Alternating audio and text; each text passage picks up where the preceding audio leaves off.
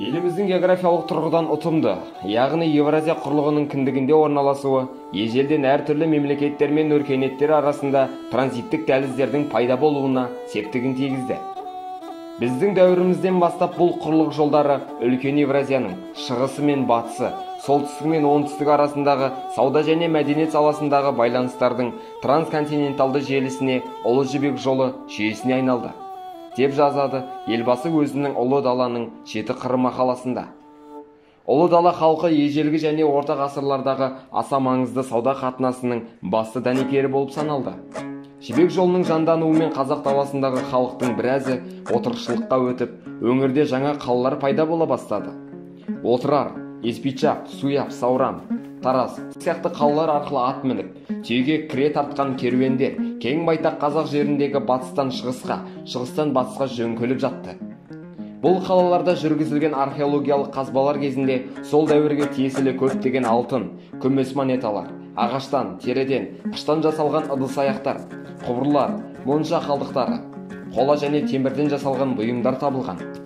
Мұның өзі орта ғасырлардағы Қазақстанда қалалық мәдениет пен өркениеттің ежелден қалыптасып дамығандығын көрсетеді. Сонымен қатар Ұлы Жібек жолымен тек әртүрлі тауарлар ғана емес, мәдени, діни құндылықтар да өткенін көрсетеді. ЮНЕСКО-ның дүниежүзілік мұралары тізіміне толеранттылықтың, діни төзімділік пен достықтың символы саналатын Қойлық қаласы да енді. Діни төзімділік пен толеранттылық орталығы саналуға басты себеп қалада өз заманда христиан, будда және мұсылман қауымы тату тіршілік кешкен екен. Жалпы қалада үш үлкен діни ағымның ізі қалған. Ол будда храмы, мұсылмандар мешіті және христиан шіркеуі. Тіпті әйгілі француз монахы Гийом Румрук 13 ғасырдың ортасында осындай мамыражай тату тіршілік кешкен қазақтың көне Қойлық қаласында болғанын жазып қалдырған. Әрине, ол заманда негізгі көш көлігі ретінде қазақтың киелі және қадірлі түлігінің бірі түйе пайдаланылған. Түйенің дене тұрқы ірі, оның салмағы 700-800 килограмм. Мойыны ир және ұзын. Денесінің әр жерінде ұзын шудалы жүндері болады. Құрғақ далалы, шөлейтті және шөлді аймақтарда тіршілік етуге бейімделген. Сондықтан халық түйені шөл дала келмесі деп атайды. Ертедегі Қытайдан жерорта теңізіне дейінгі керуен жолының тарихы түйе түлігімен тікелей байланысты. Төрт түліктің бойында болатын жақсы қасиеттердің бәрі түйе малының бойынан табылады. Ауыз әдебиетінің көптеген үлгілерінде түйеге қатысты теңеу сөздер, даналық нақылдар, мақал-мәтелдер көптеп кездеседі. Түйесі бардың киесі бар. Түйе байлық, жылқы салтанат, қой мырзалық. Түйе түлігіне арналған аңыздар бойынша шығарылған күйлер де ел арасына кеңінен таралған.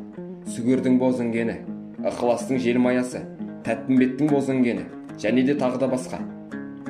2019 жылы Қазақстан Республикасының президенттің іс басқармасы тұңғыш президент тарихи мәдени орталығына сыйға тартқан бір топ жәдігерлер арасында түйе фигурасы да бар болатын. Бұл жәдігерді 2013 жылы елбасына Қытай Халық Республикасының төрағасы Си Цзиньпин сыйлаған. Күміс түсті жылтыр металмен жабындалған және ойылған өрнектері бар қима мүсін. Жәдігердің бір бүйіріне Ұлы Жібек жолының картасы сызылған. Орта ғасырларда Ұлы Жібек жолы әлемдік өркениеттің, адамзат қоғамның дамуына өшпес үлес қосты. Алайда 15-16 ғасырларда Еуропадан Араб, Индия, Қытай елдеріне жаңа теңіз сауда жолдарының ашылуы Ұлы Жібек жолының өз маңызын жоғалтып, өмір сүруін тоқтатқан болатын. 2013 жылдың 7 қыркүйегінде Қытай Халық Республикасының төрағасы Си Цзиньпин Назарбаев университетінде жасаған әйгілі баяндамасында ежелгі жібек жолын қайта жандандыру идеясын ортаға тастап, бір белдеу, бір жол жобасын ұсынған болатын. Қытайдың тауар тиеген контейнерлері Еуропаға кәдуілгі теңіз жолымен жөнелтілгенде 50-60 күнде, ал орталық Азия не Ресей арқылы жіберілгенде 15 күнде жеткізіледі екен. Мұндай төте тасымалдаудың миллиондаған қаржы қаражатты үнемдеп, сауда-саттықты жеделдететінін айтпаса да түсінікті. Мұны бәрі Евразия континентінде жібек жолын қайта жаңғыртуға көп елдердің мүдделі болатынын түсінсе де болады.